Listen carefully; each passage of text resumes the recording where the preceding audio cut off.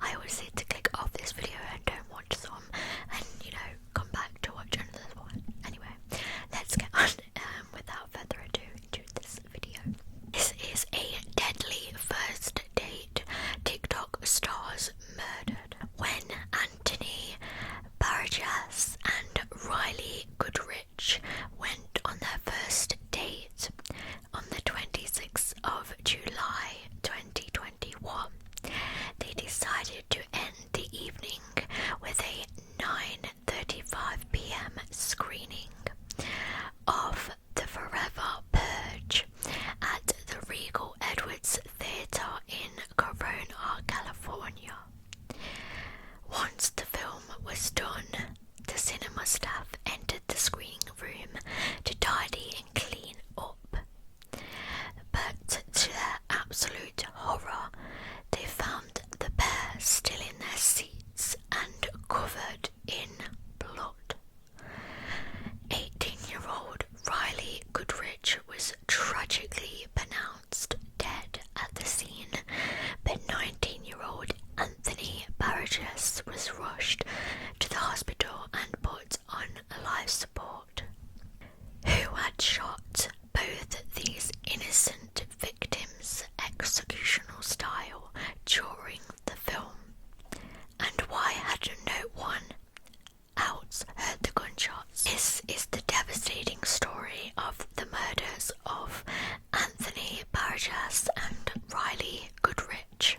Anthony Michael Barajas was born on the 9th of August 2001 to his parents Brian and Catherine Barajas, and I apologise if I am getting his last name wrong. I think I'm saying it right, but I don't know.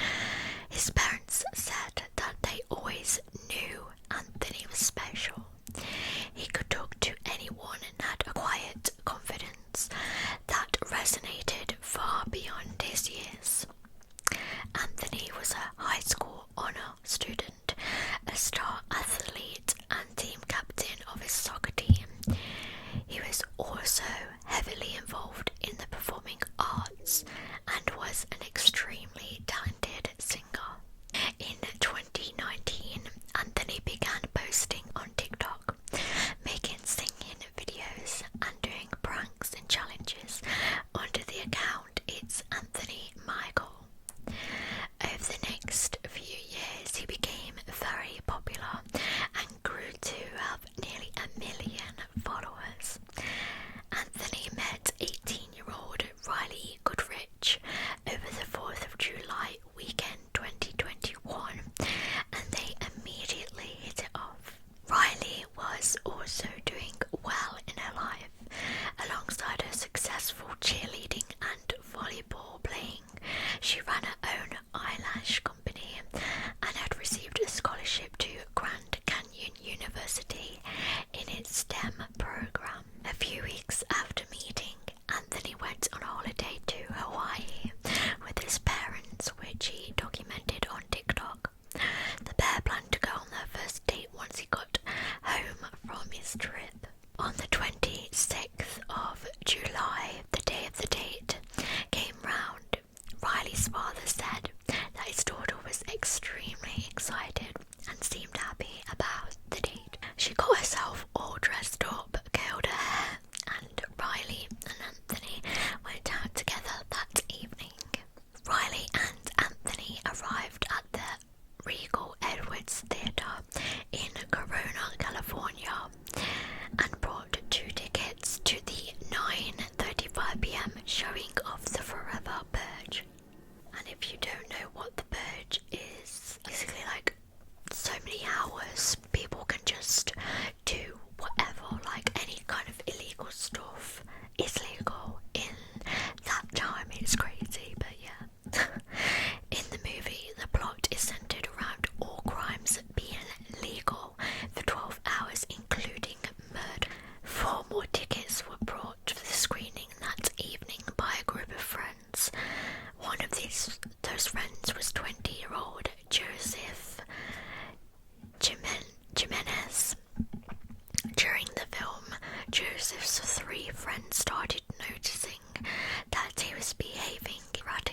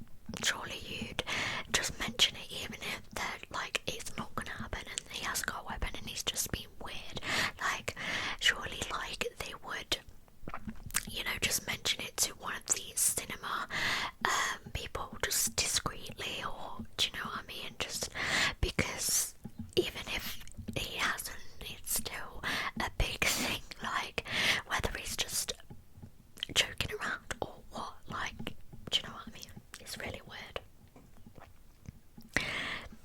As the film continued, Joseph walked up behind the couple and shot Anthony in the head. As Riley jumped in fear, Joseph turned the gun on her and pulled the trigger, hitting her in the head and killing her instantly, which is just horrific. This young, innocent couple, like, we all know what it's like to be young and in love, and you know, when you go on a first date, it's a big deal, and the nerves are there, but you're excited, and you know, these two were planning it for quite a while, and obviously they must have been so happy. But the fact that this just, I don't even know, monster, whatever, just literally during this film came up behind them and just shot, like, I don't even know if Riley had chance to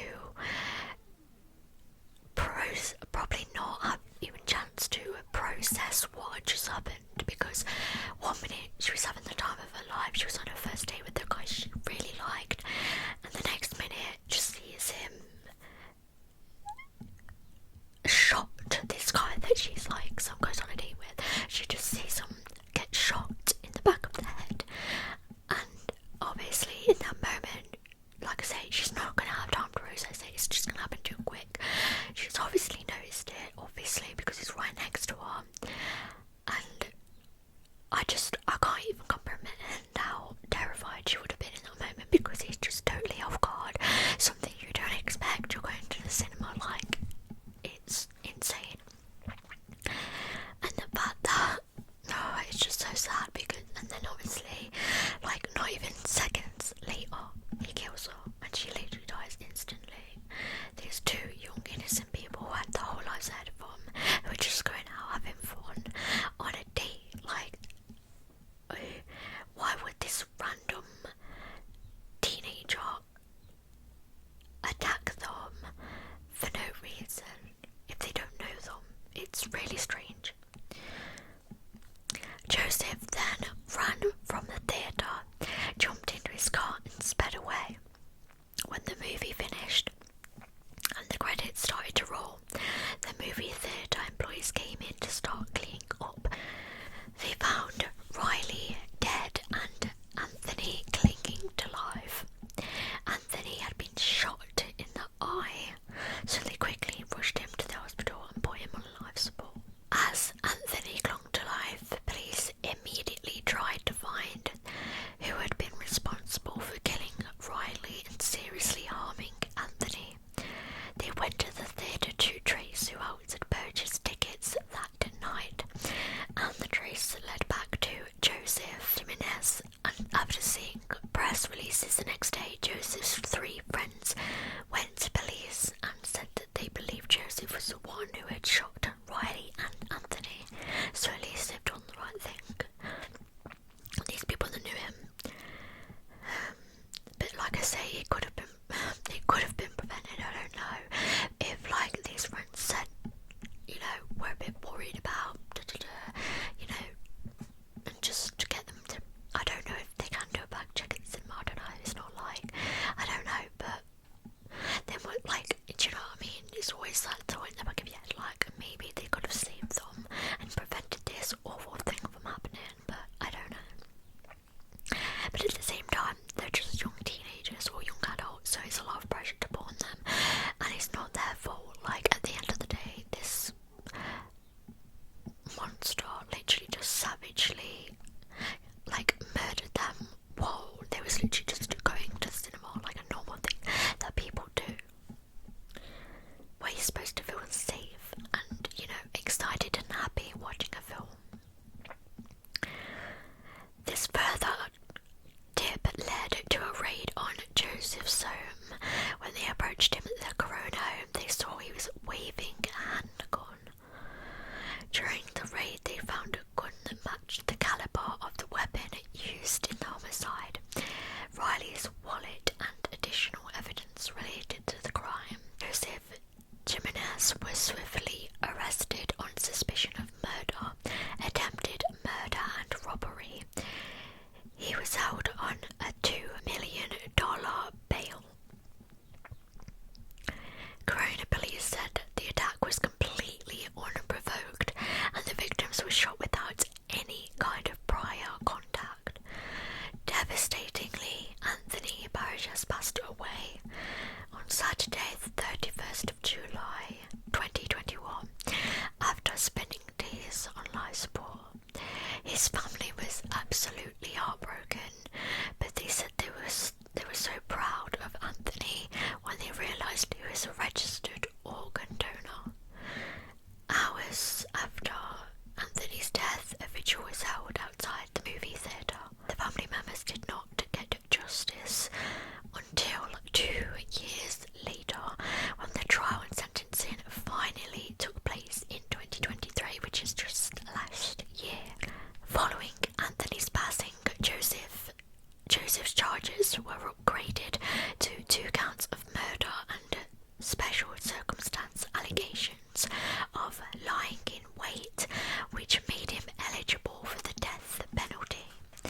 Joseph initially pleaded not guilty to 2 counts of murder and not guilty by reason of insanity, but later withdrew those pleas. Instead of a criminal trial, a judge heard the case and determined Joseph's state of mind at the time of the murders. In December 2023, Joseph's defense was that he was not rational at the time and was in the throes of schizophrenia, claiming he was insane at the time of the shooting, but at the end of the day, why is he still waving a gun then? A day later, he's still waving a gun. Or however long it was later, because obviously it happened at night time. Why was he still waving a gun when the police arrived? Like, time after. The defense was required to prove that Joseph was incapable of knowing the nature of his act and of distinguishing right from wrong at the time of the shooting. His attorney, Charles Kenyon, described how Joseph had suffered following the loss of his mother a year prior. They argued that Joseph had been plagued by voices commanding him to engage in violence and even take his father's life before his father could kill him and his sisters. Why is he going to see The Purge though? Like, if things like that trigger you, why are you going to something that's going to trigger you? Like, what the hell? Joseph said that during the film the voices came from several rows in front of him, where Riley and Anthony were sitting saying, "We're going to get you guys." Charles Kenyon stated that Joseph was misguided by the voices in the theatre. He thought he had no options. He argued that Joseph was acting out of fear in defence of his friends and family. Charles Kenyon added that Joseph could not discern right and wrong. He said, quote unquote, "He doesn't recognise things in real time. There are things highlighted in his brain that aren't there. He's hearing ghosts. This is a person who is literally insane. He thinks he is going to die. All of his delusions were 100% schizophrenia. We all agreed that schizophrenia caused this. Joseph Jimenez is not a bad person, but the legal burden is what it is. At the end of the day, unarmed people with their backs turned to you that don't appear to overly present a threat is not under any circumstance something you can defend from an objective perspective." Attorney Charles Kenyon. Charles Kenyon concluded that the person on the night of the shooting was insane. While Joseph did understand the nature of his actions, he was so overcome by his mental deficiencies that the moral implications of the shooting escaped him. The prosecution, Senior Deputy District Attorney Kevin Beecham, countered the defence on almost every point, emphasising that Joseph was not short of help.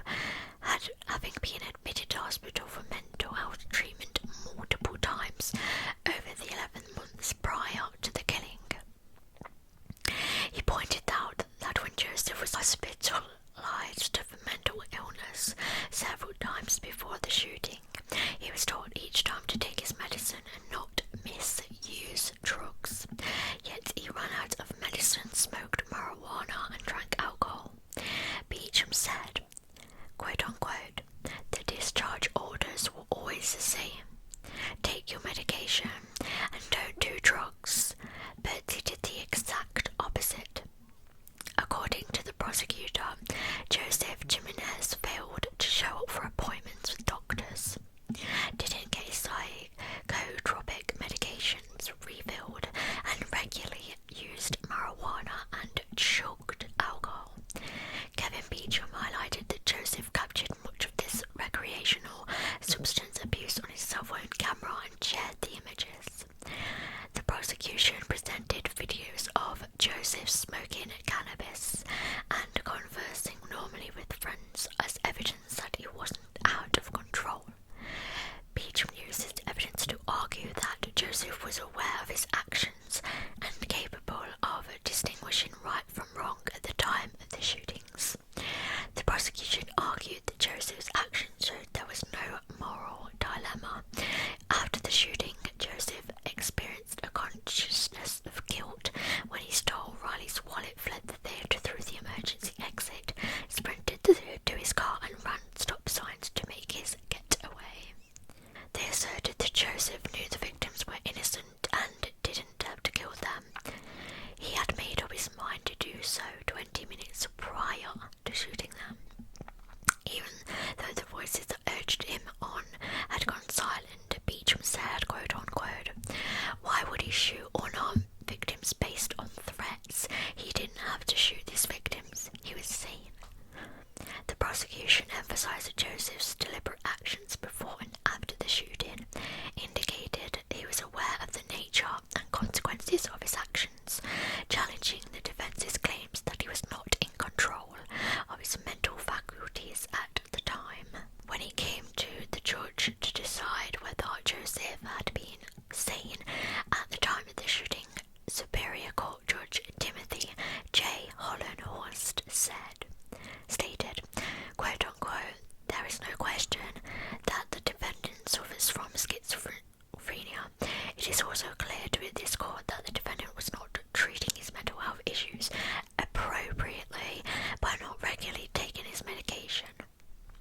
The judge noted that Joseph stealing Riley's wallet after the shooting influenced his ruling, as did Joseph's normal interaction when asking a female concession worker for a phone number before the movie, warning his friends about the imminent shooting, running out an emergency exit afterwards, and not immediately telling police about the voices. In the end, the judge ruled that Joseph was mentally competent when he fatally shot the two teenagers.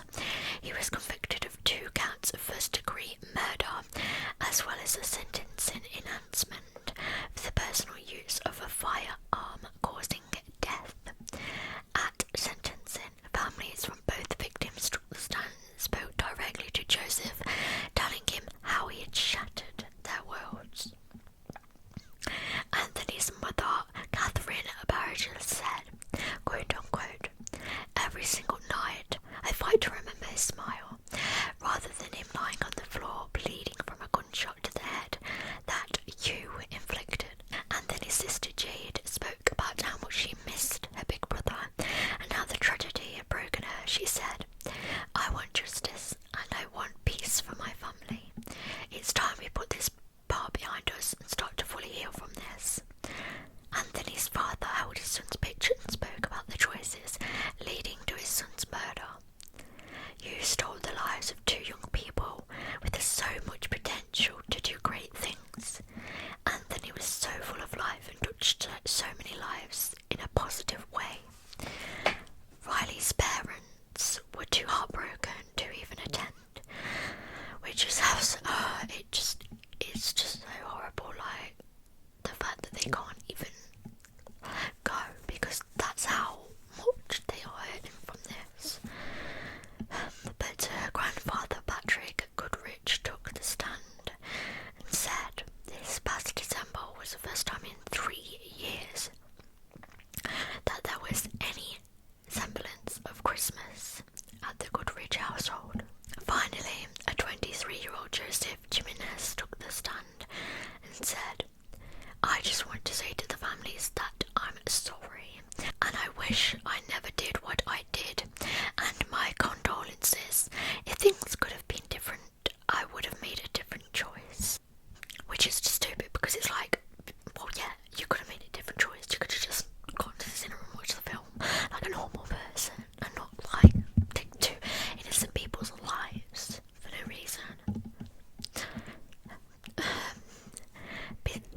Riverside County Superior Judge Timothy Hollenhorst had a final message for the courtroom, and Joseph, he said, "Parents are not supposed to bury children.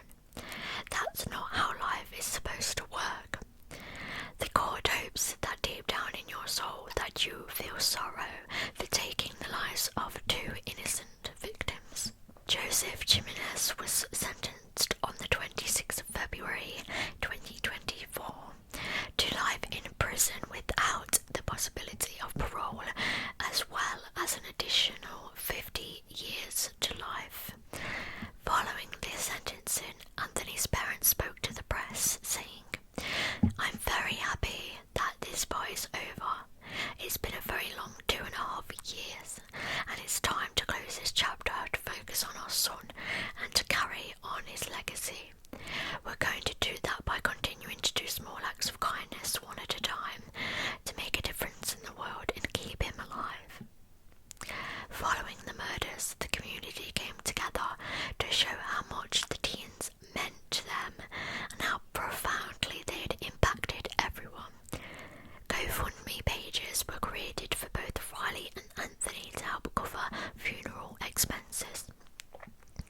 600 people attended Anthony's funeral to thank him for his random acts of kindness. His mom, dad and sisters and many cousins heard stories of how Anthony lent money to friends between jobs, reached out to the shy, awkward kids in class, or simply met someone having a bad day with his engaging, friendly smile. In a statement, his family said, "From his quick smile to his compassionate heart, Anthony's presence was a gift to all who knew him." Anthony's parents emphasised that his greatest influence was not on a social media platform, but rather in how he made other people feel simply by the way he treated others. Brian Burgess, Anthony's dad, said, "His smile, everyone loved his smile. Just having him smile at them made them feel better." Anthony's family started the Anthony Michael Burgess Foundation, and several scholarships have been awarded to local students who have written essays on their acts of kindness and how collectively these small acts can affect the world in a big way. The Burgess family and others on the committee read every essay, which are submitted anonymously. So far, 24 scholarships have been awarded, including 4 at Anthony's alma mater, Mater Dei High School in Santa Ana. The foundation has also been a source of healing for the family. Catherine Burgess said, "The tragedy has been very, very difficult. Lots of times we are very sad. We can dive into the foundation. It always ends in tears, always ends with us feeling so much better." Anthony's soccer teammates also paid tribute to him on the field, a place he loved so much. Before one of their games following his murder, they all wore jerseys with the number 9 and Anthony's name on them as they practiced in his honour. Outside the theatre, friends and loved ones wrote messages in tribute to the victims and placed a life-size cutout of Riley Goodrich. A paddle out was held on the coast of Seal Beach, California, in honour of Riley Goodrich. Riley's family stood on the shore as loved ones swam or rowed boards out onto the ocean. They formed a prayer circle and splashed the water high in tribute to Riley as she loved the beach. Riley's family is fighting to put metal detectors in movie theatres so that no more lives are lost. Riley's father wants to know why metal detectors haven't made their way into movie theatres. "I was at a baseball game the night before with 40,000 people and metal detectors and no shooting. Why not a movie theatre?" Riley Goodrich and Anthony Burgess had their lives taken away far too soon. Both were young, full of promise, and had their whole lives ahead of them. Their futures were bright, filled with the potential, and they were murdered in a moment which was supposed to be full of happiness and excitement, a first Joseph's selfish and evil act cut short two beautiful lives and shattered countless others. His actions were senseless and brutal, showing a complete disregard for the value of human life. He never deserves to leave prison, and he received the punishment he rightly deserved. The memory of Riley and Anthony will live on in the hearts of their loved ones, while Joseph will forever be remembered for the heinous crime he committed. As always, my heart goes out to everyone impacted by Joseph's cruel actions, and rest in peace, Riley Goodrich and Anthony Barajas. I just think it's so heartbreaking, the whole thing. Like, it just shows how heartbroken they were. Riley's mum and dad, they couldn't even face, like, looking at this evil person that just senselessly took away their daughter. Like, these two, like that, the case said, like, they should have been so, like, that day should have been so happy and so, like, full of excitement and joy and just innocent, like, teenage love. Like, they were going on a first date, like, they were super excited to finally meet in person, and they just had that stripped away, and not only that moment but their whole lives. They were so young, and like, listening to Anthony's family, how they spoke about him, just shows how much of an amazing person he was for such a young age. Like, how kind he was, like, helping other people, always putting a smile on people's faces, being there for people that are shy and anxious and need a friend. That's the kind of person he was, and it seems that Riley was just so beautiful and full of life, and you know, they both were doing so well and had everything going for them. And I'm sorry, but this sicko just, I don't understand him. I ask schizophrenia, but at the end of the day, he knew what he was doing. Like they said,